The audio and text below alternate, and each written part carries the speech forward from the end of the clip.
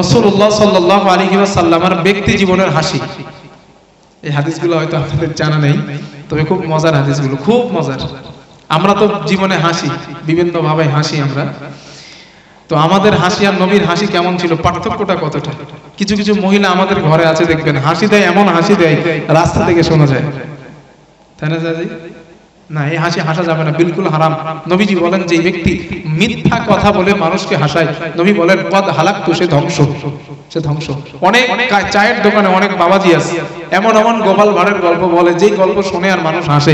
নবী বলে না, এমন গল্প মানুষকে বলবো না, কারণ কদ হালাকতু, তোমার জীবন তুমি ধ্বংস করেছো। না, মিথ্যে কথা বলে মানুষকে হাসাবা না, এটা নবী নিষেধ করেছেন। এই জন্য হাসা ইসলামে একেবারে হারাম তা না।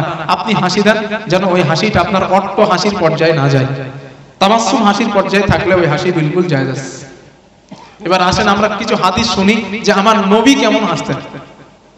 আপনারা তো হাসি পাবে হাদিসগুলো বললে, অবশ্যই আমি নিজেও হাসি আর হাদিসগুলো পড়ি যখন তখনও হাসি। তো হাদিস নাম্বার 1, আমার নবী হাসতেন কেমন ভাবে। রাসূলুল্লাহ সাল্লাল্লাহু আলাইহি ওয়াসাল্লাম মসজিদে নববীতে বসা, এক সাহাবা নবীজির কাছে আসলেন, আসার পরে বললেন কদ হালাকতু ইয়া রাসূলুল্লাহ, আল্লাহর নবী আমি ধ্বংস, আমি শেষ। আল্লাহর নবী বলেন কেন, কি হয়েছে তোমার, কেন তুমি ধ্বংস, কেন তুমি শেষ? ওই সাহাবা জবাব দিলেন ইয়া রাসূলুল্লাহ ওয়াকাতু আলা ইমরাতি ফি রমাদান, রমজান মাসে আমার বিবির সঙ্গে আমার এমন একটা কাজ হয়ে গিয়েছে যেটা রমজানে হারাম, রমজানের বাইরে জায়েজ। ঠিক বুঝে নেবেন আপনারা, বাচ্চারা রয়েছে, আমি আর ব্যাখ্যা দিতে পারছি না। রমজান মাসে হারাম, রমজান মাসের বাইরে জায়েজ। রোজাই থেকে হারাম যেটা, ওটা আমার পক্ষে হয়ে গেছে হুজুর, আমি কদ হালাকতু, আমি শেষ, আমি ধ্বংস। আল্লাহর নবী বলেন টেনশন করো না। ওই সাহাবা বলেন হুজুর আমার জীবন শেষ, আর আপনি আমাকে বলেন তুমি টেনশন করো না। আল্লাহর নবী বলেন তুমি এক কাজ করো, আতিক রাকাবা, তুমি একটা গোলাম আযাদ করে দাও, তোমার কাফারা আদায় হয়ে যাবে। ওই সাহাবা জবাব দিলেন লাইসালি ইয়া রাসূলুল্লাহ, গোলাম আযাদ করার মতো টাকা আমার কাছে নেই, আমি অনেক গরীব। আল্লাহর নবী বলেন 2 নম্বরে তুমি আর একটা কাজ করবা। ওই সাহাবা বলেন কি ইয়া রাসূলুল্লাহ?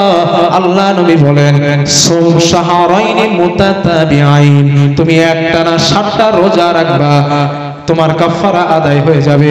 ওই সাহাবা বললেন লা ইস্তাতিউ ইয়া রাসূলুল্লাহ, আল্লাহর নবী রোজা রাখার মতো সামর্থ্য আমার শরীরের মধ্যে নাই, কারণ আমি অনেক গরীব, আমি সারা দিন কাজ না করলে আমার পেট চলবে না, আমার পরিবার চলবে না, আর আমি বয়োজ্যেষ্ঠ মানুষ, আমার পক্ষে এটা করা অসম্ভব।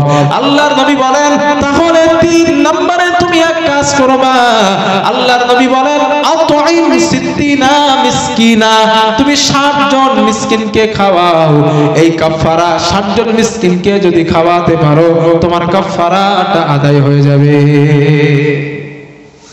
সাহাবা বললেন হুজুর আপনি এটা কি বলেছেন? আমি আগেই আপনারে বলছি একটা গোলাম আযাদ করার টাকা আমার কাছে নেই, রোজা রাখার মতো সমর্থন নেই, রোজা রাখলে আমি কাজ করতে পারবো না, আর কাজ না করলে আমার পরিবার চলবে না, আর আপনি আমাকে 60 জন মিসকিনকে খাওয়াইতে বলেন, কি করে হয় হুজুর?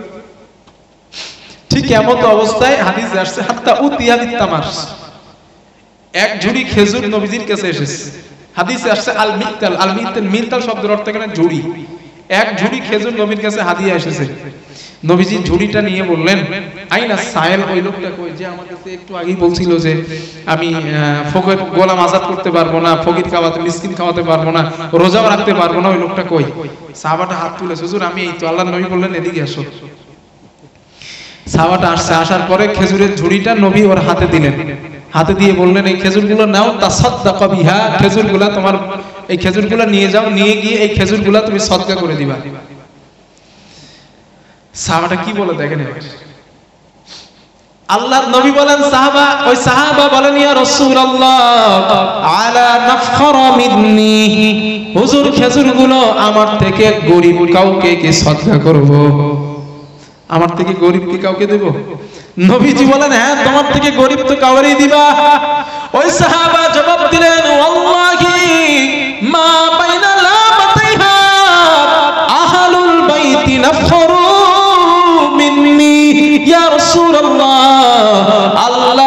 বছর আমার বাড়ির আশেপাশে আমার থেকে গরিব কোনো পরিবারই নেই। আল্লাহর নবী এই কথা শোনার পর ফাদহিকা রাসূলুল্লাহ হাত্তা বাদাদনা ওয়াজিজুহু, আল্লাহর নবী একটা হাসি দিলেন, আমার নবীর সামনের দাঁতগুলো দেখা যায়। নবী খেজুরের ঝুড়িটা নিয়ে বললেন, ফান তুমি দান নাও, তোমরা বাড়ি গিয়ে নিজেরা ছেলে পিলে তোমরা খেয়ে নাও, তোমার কাফারা আদায় হয়ে যাবে। সুবহানাল্লাহ। এই ছিল আমার রাসূলের হাসি। হাসতে গিয়ে দাঁত দেখা গেছে। 1 নাম্বার হাদিস। হাদিস নাম্বার 2, হাদিসটা বুখারীতে এসেছে। হাদিসের রাবী আম্মা জানা আয়েশা।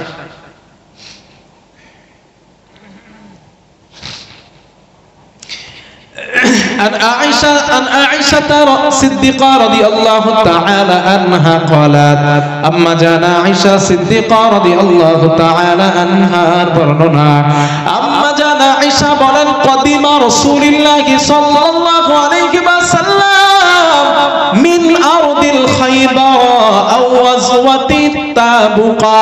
আম্মা জানা আয়েশা বলেন খাইবার অথবা তাবুক যুদ্ধ থেকে আল্লাহর নবী আমি আয়েশা আমার হুজরার মধ্যে নবীজি প্রবেশ করলেন।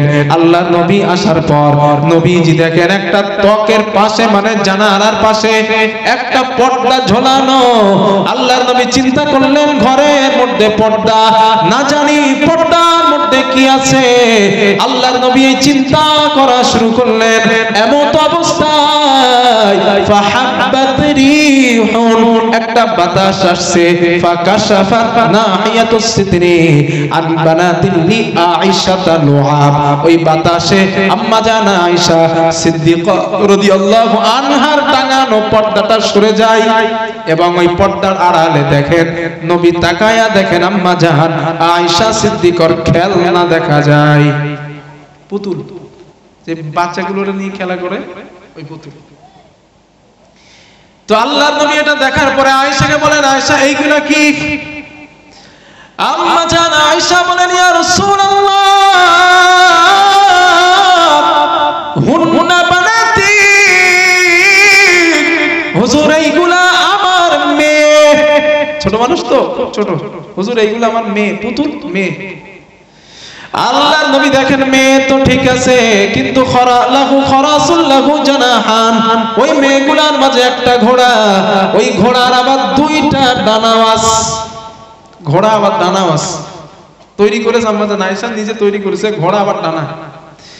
নবীজি বলেন আয়েশা মেয়ে তো বুঝলাম, কিন্তু মেয়েগুলার মাঝখানে এটা কি? আম্মা জান আয়েশা বলেন ইয়া রাসূলুল্লাহ আপনি কি ঘোড়া চেনেন না? নবীজি বলেন আয়েশা ঘোড়া তো চিনি, কিন্তু খরাসুল লাহু জানাহান, তোমার ঘোড়ার দেখি 2টা ডানা, ঘোড়ার কি আবার ডানা হয়?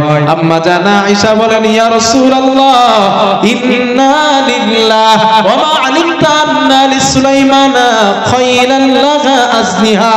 ইয়া রাসূলুল্লাহ আমার ঘোড়ার তো মাত্র 2টো ডানা, সুলাইমান নবীর ঘোড়ার অনেকগুলা ডানা ছিল। আমি ছোট্ট আয়েশা জানি, আপনি বিশ্ব নবী হয়ে জানেন এটা কেমন কথা? আম্মা জান আয়েশা বলে আমার এই বাচ্চা সুলভ কথা শোনার পর ফাদহিকা রাসূলুল্লাহ হাত্তা বাদাদনা ওয়াজিজুহু, আল্লাহর নবী একটা হাসি দিলেন, আমি নবীর মাড়ির দাঁত পর্যন্ত দেখতে পেলাম। আমার নবীর হাসি, আপনারা যে হেসেছেন না দাঁত দেখা গেছে, এই হাসিতে শুধু স্বভাব হয় নাই, আপনাদের একটা সুন্নাত আদায় হয়েছে। এজন্য নবী যেখানে হাসিয়েছেন ওইখানে হাসানো জায়েজ, শুধু জায়েজ না, ওটা হাসানো সুন্নাত। আমরা তো বিবিদের সঙ্গে গল্প করার কিছু খুঁজে পাই না। এই হাদিসগুলো শোনেন, বিবিদের সঙ্গে বলবেন যে আম্মা জান আয়েশার সঙ্গে আর রাসূলের সঙ্গে এমন ঘটনা ঘটেছে। এই গল্পগুলো করবেন, নিজেরা স্বামী স্ত্রী হাসবেন, ওই হাসিতে সুন্নাত আদায় হবে, আমার আল্লাহ খুশি হবেন। এইসব গল্প করবেন। আর গল্প তো খুঁজে পাই না, আলিফ লাইলা ঝিনুক লাইলা না কি কম না আছে, ওইসব গল্প করি না, এইগুলো করবেন না, এতে গজব হবে, রহমত হবে না। সূরা হুজুরাতটা পড়বেন আপনারা, যদি আমার কখনো সুযোগ হয় আর সেরকম যদি মৌকা টাকা পাই আমি, তো একদিন সূরা হুজুরাতের তাফসীরটা করব আপনাদের সামনে ইনশাআল্লাহ। চমৎকার, মানে পরিবার কিভাবে গঠন করতে হয় সূরা হুজুরাতের মধ্যে আছে। অনেক সময় সূরা হুজুরাতটা কিভাবে পরিবার গঠন করতে হয়, সোশ্যালিস্টিক যেটার মধ্যে আছে, যেই সূরাটার মধ্যে, ওটাই সূরা হুজুরাত। তো এটা কোনোদিন যদি সুযোগ হয়, অন্য হুজুরদের কাছ থেকে হয়তো শুনেছেন, আমার কাছে কোনো শুনেননি, যদি সুযোগ হয় কোনোদিন এটা একদিন করব, দেখবেন ইনশাআল্লাহ। তো যাই হোক, এটা ছিল নবীজির হাসি। হাদিস নাম্বার 3, এটা বুখারীতে। এই হাদিসের মধ্যে আমাদের জন্য একটা খুব মারাত্মক একটা শিক্ষা আছে। এই হাদিসটা বুখারীতে আছে। عن عائشة صديقة رضي الله تعالى عنها قالت আম্মা জান আয়েশা সিদ্দিকা রাদিয়াল্লাহু তাআলা আনহার বর্ণনা, তিনি বলেন শাকান নাসু ইলা রাসূলিল্লাহি সাল্লাল্লাহু আলাইহি ওয়াসাল্লাম কুহুতাল মাতার। আম্মা জান আয়েশা বলেন, একদল সাহাবা, একদল লোক আল্লাহর নবীর কাছে আসলেন, আসার পরে বলেন, ইয়া রাসূলুল্লাহ, আল্লাহর নবী, অনাবৃষ্টির কারণে আমরা কষ্ট পাই, আপনি বৃষ্টির জন্য আল্লাহর কাছে আমাদের জন্য একটু দোয়া করেন। আম্মা জান আয়েশা বলেন, فأمر رسول الله صلى الله عليه وسلم بالمنبر। আল্লাহ নবী বললেন, সাহাবারা তোমরা বাড়িতে চলে যাও, বাড়িতে যাওয়ার পর একটা মিম্বর বানাও, ওই মিম্বরটা তোমরা ঈদগাহের মধ্যে নিয়ে আসবা। ওয়াআদান নাস ইয়াওমান ইখরাজুনা ফীহি, আগামীকাল তোমরা ঈদগাহের মধ্যে সকলে আসবা। আল্লাহর নবী ফাখারাজা রাসূলুল্লাহি সাল্লাল্লাহু আলাইহি ওয়াসাল্লাম হিনা বাদা হাদিবুশ শামসি। আল্লাহর নবী সকালবেলা সূর্যটা উদিত হবার পর নবী ঈদগাহের মধ্যে গেলেন। নবী ঈদগাহের মধ্যে যাওয়ার পর ক্বাদা আলাল মিম্বর, নবীজি মিম্বরে উঠে বসলেন। ফাহামিদাল্লাহ, নবী আল্লাহর প্রশংসা করলেন। ওয়া খাতাবা, আল্লাহ নবী একটা খুতবা দিলেন, ভাষণ দিলেন। নবীজি ভাষণ দেওয়ার পর সাহাবাদেরকে বললেন, ও আমার সাহাবারা, তোমরা আমার কাছে অভিযোগ করেছিলে অনাবৃষ্টির কারণে তোমরা কষ্ট পাও, তোমাদের ঘর বাড়ির অবস্থা ভালো না, তোমাদের ফসল ফলাদির অবস্থা ভালো না। আল্লাহর নবী বলেন, সাহাবারা, ওয়াকাদ আমারাকুমুল্লাহু আন তাদউহু, আমার আল্লাহ আদেশ করেছেন তোমরা আল্লাহর কাছে চাও, আর আমার আল্লাহ তোমাদের আরজিকে কবুল করবেন। নবী যেই কথা বলার পর আম্মা জান আয়েশা বলেন, হাদিসে আসছে ফারাফা ইয়াদাইহি, আল্লাহর নবী দুই হাত আকাশের দিকে উঁচা করেছেন। সুবহানাল্লাহ বলেন। কেন সুবহানাল্লাহ বলতে বললাম? এখানে একটা কথা বলি, কিছু মনে নেবেন না, আপনারা কে কোন মজাব মানেন টানেন আমি কিছু জানি না, তবে আমার আশেপাশে তো মোটামুটি একটা আইডিয়া থাকতে পারে। তবে এইখান থেকে একটা শিক্ষা নেন। আমি বলেছি হাদিসটা কোথায় আছে? বুখারীতে আছে। হাদিসটা বুখারীতে। হাদিসের রাবীকে আম্মা জান আয়েশা। আম্মা জান আয়েশা এখানে কি বললেন? নবীজি এই কথা বলার পরে ফারাফা ইয়াদাইহি, ফারাফা ইয়াদাইহি মানে দুই হাত উঁচু করা। নবী দুটো হাত আকাশের দিকে উঁচু করলেন। এখন আপনারা বলেন, ওই মাঠে সাহাবারা আছে না নেই? জোরে বলেন। এখন নবী যদি হাত উঁচু করে, সাহাবারা কি করবে? বিবেক কি বলে? হাদিস তো আসি, বিবেক কি বলে? বিবেক নবী করেছে, সাহাবারা নিশ্চিত নিচু করবেন না। তো সাহাবারা, সাহাবাই কেরাম উঁচু করেছেন, নবী উঁচু করেছেন, সাহাবাই কেরাম নবীর সাথে, হাদিসে এসেছে এটা, নবীর সাথে উঁচু করেছেন। আল্লাহর নবী হাত উঁচু করলেন, সাহাবারা উঁচু করলেন।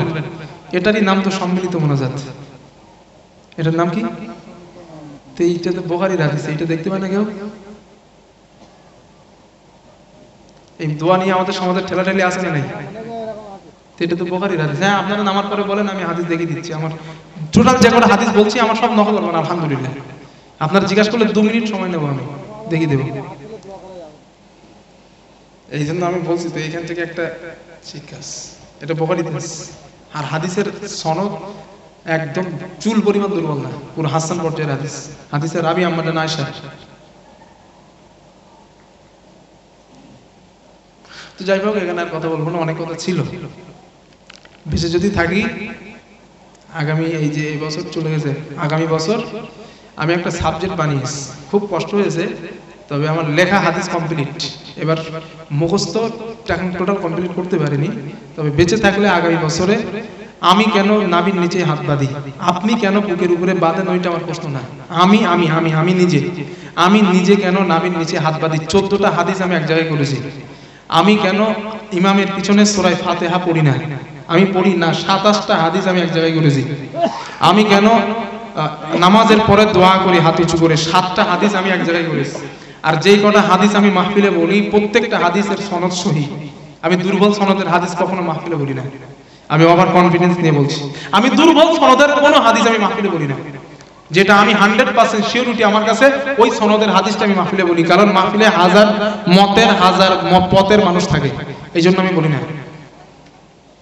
তো আমি কেন ইমামের পিছনে সূরা ফাতিহা পড়ি না, আমি কেন পড়ি না, আপনি কেন পড়েন, এটা আমার প্রশ্ন না। আপনারটা বেদাত, আপনারটা হারাম, এটা জয়ীফ হাদিস, আমি এগুলো বলার জন্য আসবো না। আমার দাবি আমি কেন পড়ি।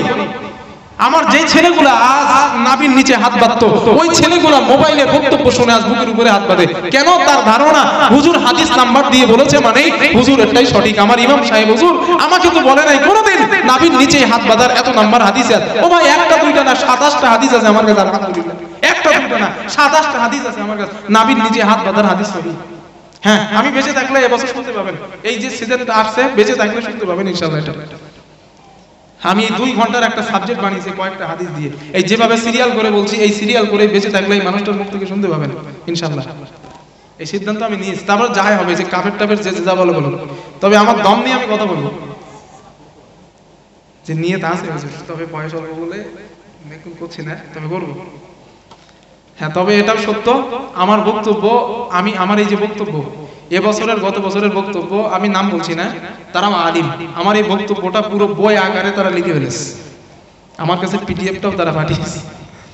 আমার বক্তব্যটা, আমি তো আজে বাজে কোনো কথা আপনারা তো দেখেছেন বলি কিনা, সাইডের কোনো কথা, আমার এই টোটাল বক্তব্যটা ডিটু আমার জবান থেকে যেই কথাগুলো বার হয়েছে ওই কথাগুলো দিয়ে 2টা অ্যাপস বানানো হয়েছে। ওই কপিটা আমার কাছে আছে, আমার কাছে তারা পাঠিয়েছে। নাম বললে হয়তো আপনারা চিনতে পারবেন, তারা পরিচিত ব্যক্তি, তারাও আলিম। কেন? আমার বক্তব্য তাদের কাছে নাকি ভালো লাগে, এই যে সাবজেক্ট ভাই কথা বলি, এই জন্য তারা ছাপিয়েছে। তবে খুব নিয়তে আছে, খুব তাড়াতাড়ি হয়তো আর একটু বয়স হলে বই লিখবো ইনশাআল্লাহ। জি না, ভালো লেগেছে বলে তারা এটা কষ্ট করে ছেড়েছে। তবে অনুমতি নিয়েছি আমি তাদের কাছ থেকে যে এইগুলো আমাকে একটু হেল্প করো, তো তারা করবে, ওয়াদা করেছে আলহামদুলিল্লাহ। তবে একটু বয়স কম তো, আর এলএম কালামও বেশি নেই, এই জন্য এক্ষুনি করছি না, আর একটু দাড়ি টাড়ি পাকা টাকা ধরুক, তারপর করবো ইনশাআল্লাহ। আর একটু এলে অর্জন করে নেই। তো হাদিস কটা বলেছি? হ্যাঁ, ওই যে নবীজি হাত উঁচু করেছেন, সাহাবায়ে কেরামও হাত উঁচু করেছেন। এবার দেখেন আল্লাহর নবী হাত উঁচু করে আল্লাহর কাছে কিসের জন্য দোয়া করতেছেন? বৃষ্টির কারণে। তো নবীজি এবার হাত উঁচু করে কি বলে দেখেন। আম্মা জান আয়েশা বলেন নবীজি হাত উঁচু করলেন, হাত উঁচু করার পর আল্লাহর নবী বললেন আলহামদুলিল্লাহি রাব্বিল আলামিন আর রহমানির রহিম মালিক ইয়াউমিদ্দিন। আল্লাহর নবী বললেন আল্লাহ সমস্ত প্রশংসা তোমার, তুমি করুণাময়, তুমি দয়াবান, আল্লাহ বিচার দিনের মালিক তো তুমি। নবীজি এই কথা বলার পর আল্লাহর নবী বললেন লা ইলাহা ইল্লাল্লাহ আল্লাহুম্মা আনতাল্লাহ, আল্লাহ তুমি ছাড়া কোনো মাবুদ নাই, আল্লাহ তুমি তো আল্লাহ, লা ইলাহা ইল্লা আনতাল গনি, আল্লাহ তুমি ছাড়া ইলাহ নাই, তুমি তো হলে ধনী, ওয়া নাহনুল ফুকারা, আল্লাহ আমরা হলাম গরীব। আল্লাহর নবী এই কথাটা বলেছেন। প্রথম নম্বরে নবী হাত উঁচু করে আল্লাহর প্রশংসা করলেন, তারপরে নবী বললেন আল্লাহ তুমি ধনী, আল্লাহ আমরা সব গরীব, ইফআলু মা ইউরিদ, আল্লাহ তুমি যা খুশি তাই করতে পারো। এই জন্য সকলের কাছে আমার দাবি, আপনারা দোয়া করবেন আল্লাহর কাছে, দোয়া করার আগে যেটা আপনার চাওয়ার প্রয়োজন ওই চাওয়ার আগে আল্লাহর প্রশংসা করবেন, তারপরে বলবেন আল্লাহ তুমি তো ধনী, আল্লাহ আমি ফকির, আমি অসহায়, আল্লাহ তুমি যা খুশি তাই করতে পারো। আরবিটা জানলে ভালো, আর যদি আরবি না জানেন বাংলায় এই কথাগুলো বলবেন। এই কথাগুলো বলার পরে আপনি আল্লাহর কাছে বলবেন আল্লাহ আমার এটা দরকার, আমার ওটা দরকার। বিশ্বাস করেন হাদিস অনুযায়ী আল্লাহ আপনার দোয়া কবুল করবেন। আম্মা জান আয়েশা বলেন নবী যে এই কথাগুলো বলার পরে এবার আল্লাহরে বলেন আল্লাহ আল্লাহুম্মা আনজিল আলাইনাল গায়সা, ওয়া আমার আল্লাহ আপনি আসমান থেকে আমাদের জন্য রহমতের বৃষ্টি দান করেন। ওয়াজআল মা আনজালতা লানা কুওয়া, যেই বৃষ্টি আপনি আমাদেরকে দান করবেন ওই বৃষ্টির মধ্যে আপনি শক্তি দেন। ওয়া বালাগুন ইলাহিন, ওই বৃষ্টি আমাদের যেন উপকারে আসে। নবীর দোয়া চাওয়ার সিস্টেম দেখেন। আল্লাহ শুধু বৃষ্টি দিলে হবে না, ওই বৃষ্টিটা যেন রহমতের বৃষ্টি হয়। কারণ বৃষ্টির মধ্যে দুইটা বৃষ্টি আছে, একটা শিলা বৃষ্টি আর একটা ভালো বৃষ্টি। এখন বৃষ্টি চাইলে যদি শিলা বৃষ্টি হয়, এই জন্য আল্লাহর নবী বলে না না আল্লাহ আপনি রহমতের বৃষ্টি দেন। শুধু রহমতের বৃষ্টি দিলে হবে না, ওয়াজআল মা আনজালতা লানা কুওয়া, যেই বৃষ্টি আপনি আমাদেরকে দিবেন ওই বৃষ্টির মধ্যে যেন ফসল ধারণের শক্তি থাকে। ওয়াবালাগুন ইলাহিন, ওই বৃষ্টি যেন আমাদের পশু পাখিদের খাওয়ানোর কাজ উপকারে আসে। আম্মা জান আয়েশা বলেন আল্লাহর নবী যখন এই দোয়া করলেন, নবী যেই কথা বলার পর নাযালা ওয়া আকবালা, আল্লাহর নবী মিম্বর থেকে নিচেই নামলেন, নামাজে দাঁড়ালেন। নবীজি 2 রাকাত ইস্তিসকার নামাজ নবীজি পড়লেন, সাহাবারা পিছনে পড়লেন। আল্লাহর নবী নামাজ শেষ হতে না হতে আম্মা জান আয়েশা বলেন আনশাআল্লাহু সাহাবা, আমি আকাশের দিকে তাকিয়ে দেখি আমার আল্লাহ আকাশটাকে মেঘাচ্ছন্ন বানিয়ে দেন। ওয়ারাদাত, বিদ্যুৎ চমকানো শুরু হয়ে যায়। ওয়া বারাকাত, আকাশ গর্জন করা শুরু হয়ে যায়। আম্মা জান আয়েশা বলেন সুম্মাম তারা বিইজনিল্লাহ, আল্লাহর হুকুমে আসমান থেকে মুষলধারে বৃষ্টি পড়া নাযিল হয়ে যায়। বৃষ্টি নাযিল হওয়া শুরু হয়েছে। এত বৃষ্টি শুরু হলো, ছোটবেলার কথা আমাদের এখনো মনে আছে। বর্ষাকাল যখন প্রথম শুরু হতো আর হালকা জ্যৈষ্ঠী মাসের ঝড় আর হালকা বৃষ্টি, আম বাগানে আম কুড়াইতে দৌড়াইতাম, ঠিক না ভাইয়া? ছোটবেলার কথা এখনো মনে আছে। বৃষ্টি হলে কতটা আনন্দ করতাম, মাঠের মাঝে বন্ধুদের সঙ্গে বৃষ্টির মাঝে খেলা করতাম। অনেকদিন পর সাহাবাদের মাঝে যখন বৃষ্টি শুরু হয়েছে, সাহাবায়ে কেরাম আনন্দ করা শুরু করেছে। এমন আনন্দ করতে করতে হাদিসে আসছে বুখারীর মধ্যে, সাহাবাদের কারো কাপড় প্রায় হাঁটু পর্যন্ত ওঠার উপক্রম হয়ে গেছে, এতটা উপরে তাদের কাপড়টা উঠে গিয়েছে। আল্লাহর নবী বলেন ও আমার বিবি আয়েশা, ওই দেখো বৃষ্টির মাঝে আমার সোনার সাহাবাগুলো কত সুন্দর ভাবে দৌড়ায়। আম্মা জান আয়েশা বলেন আল্লাহর নবী ওই সাহাবাদের দৌড়া দৌড়নি দেখে ফাতাহিকা রাসূলুল্লাহ হাত্তা বাদাদানা ওয়াজিজু, আল্লাহর নবী একটা হাসি দিলেন, আমি ওখানে আল্লাহর নবীর মাড়ির দাঁতগুলো দেখতে পেয়েছিলাম। তাহলে নবী হাসলে নবীর মাড়ির দাঁত দেখা গেছে। তাহলে যদি হাসতে গিয়ে হালাল ভাবে হাসতে গিয়ে মাড়ির দাঁত বাই চান্স দেখা যায়, এটা জায়েজ আছে, হারাম নাই। বোঝাতে পারছেন ইনশাআল্লাহ না? আরেকটা হাদিস শুনেন। আল্লাহর নবী বলেন ক্বালা রাসূলুল্লাহ সাল্লাল্লাহু আলাইহি ওয়াসাল্লাম, হাদিসটা খুব মন দিয়ে শুনেন, একটা মজা আছে এটা। ক্বালা রাসূলুল্লাহ সাল্লাল্লাহু আলাইহি ওয়াসাল্লাম, রাসূলুল্লাহ সাল্লাল্লাহু আলাইহি ওয়াসাল্লাম আর বর্ণনা, আল্লাহর নবী বলেন রাজুলা ইফতাবিহি ইয়াউমাল কিয়ামাহ, কিয়ামতের দিন আমার আল্লাহ একজন বান্দাকে হাসরের ময়দানে হাজির করাবেন। একজন বান্দা হাজির, নবীজি বলেন আল্লাহ হাজির করার পর ফায়ুকালু, ফেরেশতাদেরকে বলা হবে আরিজু আলাইহি সিগর আও যুনুবিহি, আমার বান্দার ছোট গুনাহগুলো মানে সগীরা গুনাহগুলো বান্দার সামনে তোমরা হাজির করো। ওয়া রাফাউ আনহু কিবারাহা, বান্দার বড় বড় গুনাহগুলো তোমরা গোপন করে দাও। ছোট গুনাহ সামনে হাজির করো, বড় গুনাহগুলো গোপন করো। এরপরে ফেরেশতারা ওই বান্দাকে জিজ্ঞাসা করবেন আলিমতা কাযা ওয়া কাযা ওয়া মা আলিমতা কাযা ওয়া কাযা, আল্লাহর গোলাম তুমি দুনিয়ার জমিনে ওই পাপগুলা তুমি করেছিলে।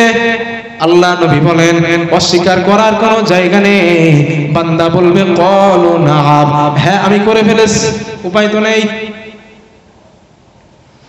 আল্লাহ তাআলা বলবেন কিন্তু ওই বান্দার মনের মধ্যে একটা ভয়, আমার আল্লাহ ছোট গুনাহগুলো আমার সামনে হাজির করেছেন, আমি তো দুনিয়ায় অনেক বড় বড় পাপ করেছিলাম, অনেক কবিরা গুনাহ করেছিলাম, অনেক জিনা করেছি, মিথ্যা বলেছি, নামাজও ছেড়েছি, অনেক গুনাহ করেছি, ওই গুনাহগুলো তো আল্লাহ আমার সামনে এখনো নিয়ে আসেননি। তার মনে ভয়, এটা চিন্তা, যদি আল্লাহ আনে, যদি আনে। নবীজি বলেন এই চিন্তা হতে থাকবে, আর আল্লাহ বলবেন গোলাম আমি তোমার সব গুনাহগুলো মাফ করে দিয়েছি, যাও জান্নাতে যাও। এবার এই জায়গাটা সিস্টেমটা দেখে, আল্লাহ ওকে বলেছে কি যাও তোমারে মাফ করে দিয়েছি, জান্নাতে যাও। আপনারা বলেন এই আল্লাহ এই কথা বলার পরে আর কি কোনো কথা থাকতে পারে? জি না, আল্লাহ মাফ করে দিয়েছে মানে আর তো যা পারে হোক, আমি দৌড়ে জান্নাতে যাব, এটাই তো সিস্টেম, নিয়ম এটাই। কিন্তু না, নবীজি বলেন ওই বান্দাটা আল্লাহরে বলবে আল্লাহ মাফ তো করছো ঠিক আছে, কিন্তু আল্লাহ একটা সমস্যা আছে। কি সমস্যা? সমস্যাটা হলো আলিমতা কাজা বা কাজা, আমি দুনিয়ায় যে বড় বড় পাপগুলো করিলাম ওইগুলো কই, ওইগুলো তো দেখাও না। কথাটা বুঝেননি মনে হয়? ওই বান্দা আল্লাহকে মাফ করেছে, আর কথা বলার কোনো জায়গা নেই, কিন্তু আল্লাহরে ঘুরিয়ে বলছে আল্লাহ সব তো বুঝলাম মাফ করেছো ঠিকই আছে, তবে আলিমতা কাজা ওয়া কাজা, যে বড় পাপগুলো করেছিলাম ওইগুলো তো আমারে দেখাও না, ওইগুলো কইছি। সাহাবারা বলেন নবী যেই কথা বলার সাথে সাথে ফাদহিকা রাসূলুল্লাহ হাত্তা বাদাদনা ওয়াজিজুহু, আল্লাহর নবী একটা হাসি দিলেন, আমার নবীর সামনের দাঁতগুলো আমরা দেখতে পেলাম। এই ছিল নবীজির হাসি মোবারক। আরো অনেক হাদিস আছে, সর্বশেষ আর একটা হাদিস বলি, শেষ করে দেব, 12টা বাজতে 5 মিনিট বাকি, আমি ওয়াদা করছিলাম 12টা। এই হাদিসটা বলছি যেন বাড়ি গিয়ে আমল করবেন না, আল্লাহর রাস্তায় বাড়িতে আমল করার দরকার নেই। হ্যাঁ, রাসূলুল্লাহ সাল্লাল্লাহু আলাইহি সাল্লাম ঘরের মধ্যে বসা, গল্প চলেই বলে হাদিসটা, শেষ হাদিসটা। এখন সাহাবারা বলে হুজুর আমাদের অনুমতি দেন, আমরা একটু ঘরে যাই, আপনার সাথে কথা বলবো। নবীজি বলেন না, অনুমতি নেই। যা আবি বকরিন সিদ্দিক রাদিয়াল্লাহু আনহু, হযরত আবু বকর সিদ্দিক আসলেন, আসার পরে বললেন ইস্তাযিনু ইয়া রাসূলুল্লাহ, হুজুর আমি কি আসবো? ফাআযিনা লাহু, আবু বকরের নবী অনুমতি দিলেন, আসো। সুম্মা জা ওমর, কিছু সময় পর ওমর এসেছেন, ওমর রাদিয়াল্লাহু আনহু এসেছেন, হুজুর আমি কি আসবো? নবী বলেন না, তুমি এসো। প্রশ্ন হলো হুজুর আবু বকর আর ওমরের নবী ঢুকতে দিলেন কিন্তু অন্য সাহাবাদের দিলেন না, কারণ কি? হাদিসের রাবী হযরত ওমর, উনি বলেন আমি ঘরের মধ্যে প্রবেশ করে দেখি নবীর ডান পাশে বসা আবু বকরের মেয়ে আয়েশা আর বাম পাশে বসা আমার মেয়ে হাফসা। এখন দুইজন সাহাবা, দুইজন মেয়ে, ওনাদের জন্য ঢোকা যায়, এই জন্য নবী ওনাদের দুজনকে প্রবেশ করতে দিলেন, বাকিগুলোকে আর দিলেন না।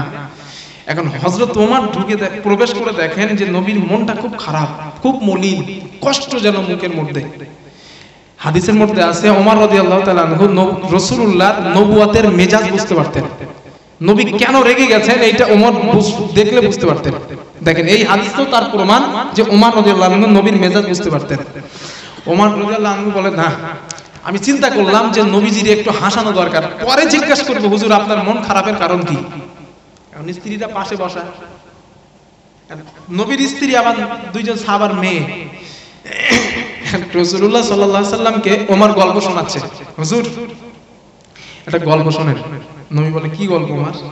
বলে হুজুর লাউ রাআইতা বিনত খারিজা, হুজুর আপনি যদি খারিজার মেয়েকে দেখতেন, মানে আমার বিবিকে, আমার বিবি মানে রাসূলুল্লাহর শাশুড়ি, আপনি যদি আমার বিবিকে দেখতেন মানে আপনার শাশুড়িকে দেখতেন। নবী বলে দেখার কি আছে, আমি তো আমার শাশুড়িকে দেখেছি। বলে হুজুর এ দেখা সে দেখা না। বলে কেমন দেখা?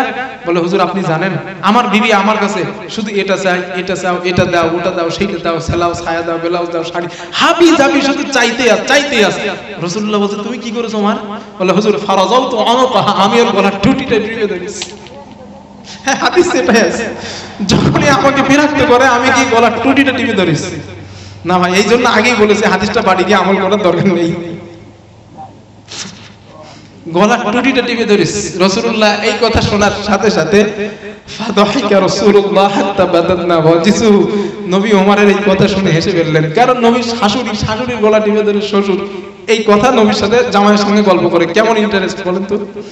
তো রাসূলুল্লাহ হেসে ফেললেন। নবীজি এবার জিজ্ঞেস করলেন, রাসূল ওমরকে এবার উপজে বলছেন, ওমর তুমি জানো এই যে ডান পাশে বসা আয়েশা আর বাম পাশে হাফসা আর বাকি স্ত্রীগুলো হুজুরের মধ্যে আমাকে বিরক্ত করে, হুজুর আপনি আমাকে এটা দেন না, হুজুর আপনি আমাকে ওটা দেন না, আপনি আমাকে সেটা দেন না। ভাই যে কটা কথা বলছি, হ্যাঁ আল্লাহি প্রত্যেকটা হাদিসে আছে, একটা কথা বানানো না, সব হাদিসে আছে। নবীজি বললেন জানো এরা আমারে বিরক্ত করতে, শুধু বিরক্ত করে। হাদিসে আসছে আবু বকর গিয়ে আয়েশার গলা টিপে ধরেছে, ওমর গিয়ে হাফসার গলা টিপে ধরেছে, ধরে বলে এই নবী যেটা দিতে পারে না সেটা নবীর কাছে চাও কেন? হ্যাঁ নবী বলে আরে ছাড়ো না, ওরা তোমার বিবি না, ছাড়ো। বলে না হুজুর আপনারা কষ্ট দেয় কেন ওরা? হযরত ওমর ছেড়ে দেওয়ার পরে এখান থেকেই বোঝা গেল যে ওমর রাদিয়াল্লাহু আনহু যে গল্পটা বলেছে নবীর এই রাগের সঙ্গে গল্পটা মিশে গেছে। নবীর রাগের সঙ্গে উনি বুঝতে পেরেছেন যে বিবিরা পাশে বসা মানে নিশ্চিত বিবিদের কারণে নবীর মনটা খারাপ। এই জন্য ওই গল্পটা বলেছেন, হুজুর লাউ রাইতা বিনতে খারিজা, আপনি যদি আমার বিবিকে দেখতেন, কি দেখতাম? আমার বিবি শুধু এটা ওটা চাই বলে গলা টিপে ধরেছে। তো নবীজি বললেন ছাড়ো, তারা তো আমার বিবি। তো রাসূলুল্লাহ মনে কষ্ট পেলেন, আল্লাহ সাথে সাথে কোরআনের আয়াত নাযিল করলেন। নবীজিকে আল্লাহ তাআলা বললেন, হাবিব আপনি আপনার বিবিদেরকে ইয়া নিসাআন নবী, এখান থেকে আয়াতটা এসেছে যে নবী আপনার বিবিদেরকে বলেন তারা যদি দুনিয়া চায় আসতে বলেন দিয়ে দেই, আর ওরা যদি পরকাল চায় আল্লাহ রাসূলকে চায় দুনিয়ায় কষ্ট করতে বলেন, দুনিয়াতে কষ্ট করতে বলেন যদি আল্লাহ এবং রাসূলকে চাই, আর যদি দুনিয়া চাই আসতে বলেন দিয়ে দেই। নবীজি বলেন ও আমার বিবিরা, আল্লাহ তাআলা আমাকে বলেছেন তোমরা যদি দুনিয়া চাও এসো, তোমাদের আল্লাহ দিয়ে দেবেন, আর যদি তোমরা পরকাল চাও মানে আল্লাহ এবং আমাকে চাও তাহলে একটু কষ্ট সহ্য করতে হবে। কি করবো বলো? অপশন দুইটা, কোনটা নেবো বলো? তা আমাদের ঘরের বিবিদের মধ্যে তো নবীর বিবিটা বেরেন টাল না, আমাদের এদের তো হলেই হয়, আর কিছু লাগে না। এদের টাকা পয়সা ভালো কাপড় চোপড় দিতে পারলে আমরা বিরাট ভালো, আর না দিতে পারলে কপালে দুঃখ আসতে। তো যাই বা হোক বিবিরা বললেন ইয়া রাসূলুল্লাহ, না হুজুর আমরা দুনিয়া চাই না, আমরা আল্লাহ রাসূলকে চাই। সুবহানাল্লাহি ওয়া বিহামদিহি। তো এই হলো আমার মোটামুটি আলোচনা, একটা রীতি, সমাপ্ত রীতি। এতটুকু কথা বলে বিক্ষিপ্ত আলোচনা শেষ করছি।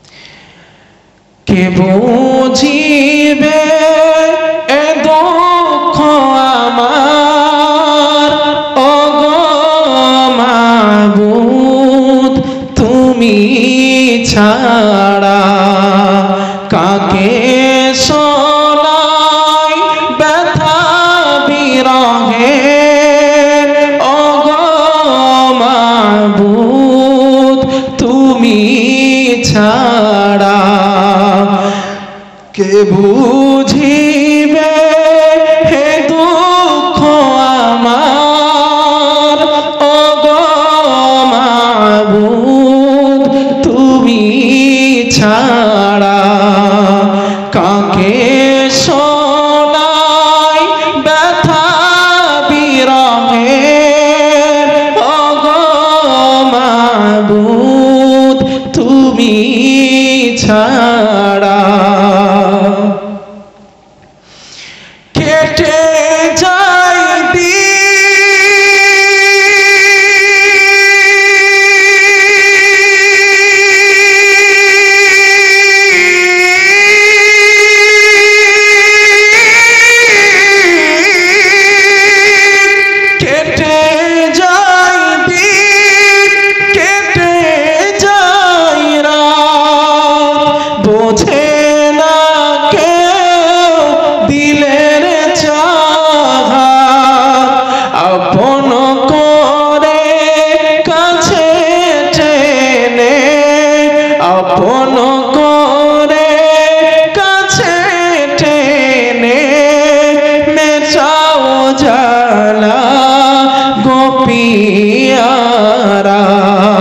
কে বুঝিবে হে দুঃখ আমার, ওগো মাবুদ তুমি ছাড়া কাকে শোনাই ব্যথা বিরহে, ওগো মাবুদ তুমি ছাড়া।